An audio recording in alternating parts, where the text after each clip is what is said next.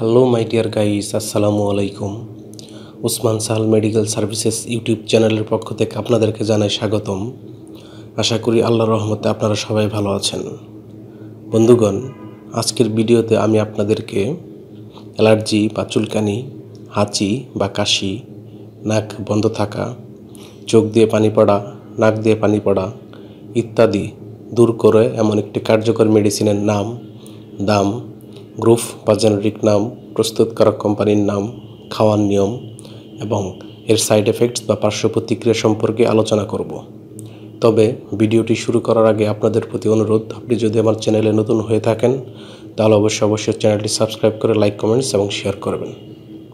বন্ধুগণ, আমাদের অ্যালার্জি বা চুলকানি, হাঁচি বা কাশি, নাক বন্ধ হয়ে যাওয়া বা নাক বন্ধ থাকা, চোখ দিয়ে পানি পড়া, নাক দিয়ে পানি পড়া ইত্যাদি সমস্যা হয়ে থাকে।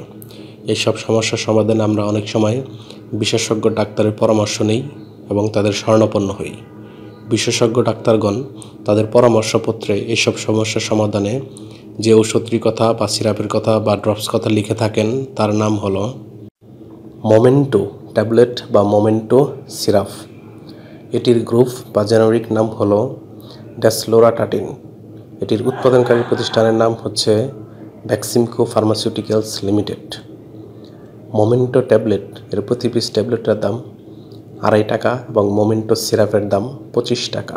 খাওয়ার নিয়ম হচ্ছে, শিশুদের ক্ষেত্রে ড্রপ, যাদের বয়স 6 থেকে 11 মাস তারা 2 মিলি করে দিনে একবার, এবং যাদের বয়স 1 থেকে 2 বছর তারা 2.5 মিলি করে দিনে একবার। অন্যদিকে সিরাপের ক্ষেত্রে যাদের বয়স 6 থেকে 11 মাস তারা 2 মিলি করে দিনে একবার, যাদের বয়স 1 থেকে 5 বছর তারা 2.5 মিলি করে দিনে একবার, যাদের বয়স 6 থেকে 11 বছর তারা 5 মিলি করে দিনে একবার, এবং যাদের বয়স 11 বা তার ঊর্ধ্বে তারা 10 মিলি করে দিনে একবার সেবন করতে পারবে।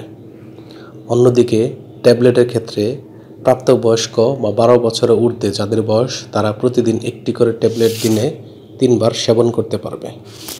এই ওষুধটি সেবনের পর সামান্য কিছু সাইড এফেক্টস বা পার্শ্ব প্রতিক্রিয়া দেখা দিতে পারে, যেমন ঘুম ঘুম ভাব বা ঘুম হওয়া, তন্দ্রাচ্ছন্নতা, মুখ ও গলা শুকিয়ে যাওয়া, দুর্বলতা বা ক্লান্তিবোধ ইত্যাদি সমস্যা হতে পারে বা সাইড এফেক্টস দেখা দিতে পারে।